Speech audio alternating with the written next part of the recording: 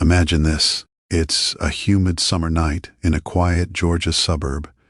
Red and blue lights flashing behind a silver Honda Accord that's barely creeping over the speed limit. The driver, a black woman in her mid-30s named Captain Aisha Reynolds, grips the wheel with both hands, heart already pounding because she knows exactly how these stops can go. She's in plain clothes tonight, no uniform, no badge visible, just trying to get home after a 14-hour shift. The officer struts up like he owns the night, flashlight blinding, voice dripping with arrogance. "License and registration, ma'am. You know why I pulled you over?" Aisha stays calm, polite, hands visible. "No, sir, I don't." He scoffs, claims she rolled through a stop sign she knows she didn't, then demands she step out of the vehicle. She refuses, twice. That's when everything explodes.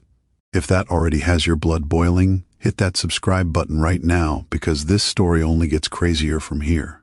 The officer, a guy named Sergeant Mike Harlan, loses it. He yanks the door open, grabs Aisha's arm, and drags her onto the pavement. Body cam rolling, he screams about resistance while she repeatedly tells him, "I'm a captain with the Atlanta Police Department." He doesn't care. He slams her against the car, cuffs clicking too tight, knee pressing into her back as she gasps for air on the hot asphalt. Neighbors start coming out of their houses, phones up, live streaming the whole thing. One woman is screaming, "That's Captain Reynolds, y'all are done." Harlan laughs it off, calls them all liars, radios for backup like he's the victim. Aisha's cheek is bleeding, her blouse torn, but her voice stays steady. "You're going to regret this." Backup arrives, two younger officers who freeze the second they see her face. One of them whispers, "Sarge." That's the new chief. Harlan thinks it's a joke.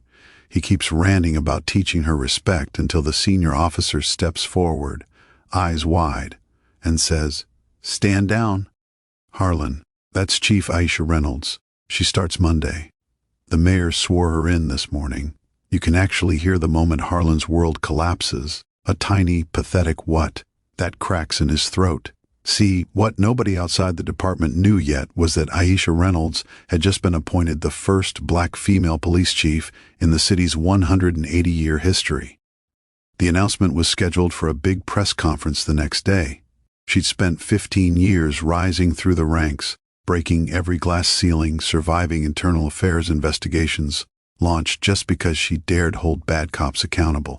And on the very night before she was supposed to take the oath, in front of the entire city, one of her own future subordinates decided to put hands on her for a fake traffic stop.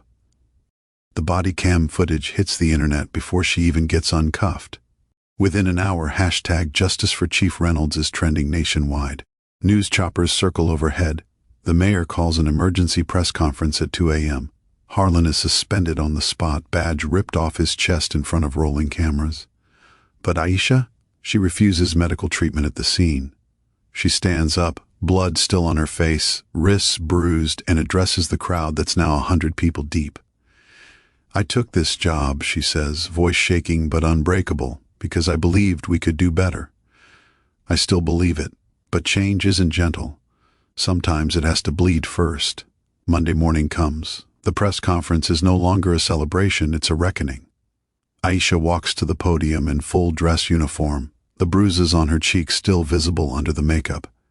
Cameras flash like lightning. She doesn't hide a thing. She plays the body cam in its entirety, no edits. The room is silent except for reporters crying. Then she announces her first act as chief, mandatory retraining for every officer in the department, starting with de-escalation and implicit bias. She creates a civilian oversight board with real power. And Sergeant Harlan, he's not just fired, she personally signs the papers charging him with assault, false imprisonment, and civil rights violations under color of law. But the moment that breaks the internet happens at the end. Aisha looks straight into the cameras and says, "To every little black girl watching this who's been told the system will never have your back, look at me. I'm the system now." The video ends with her pinning the chief's badge on her chest, the same chest that was pressed against Georgia asphalt 72 hours earlier. The mayor tries to hug her. She steps back and shakes his hand instead. Firm, professional, in charge. The crowd erupts. Aisha Reynolds didn't just survive that night. She turned the worst moment of her life into the most powerful first day any police chief has ever had.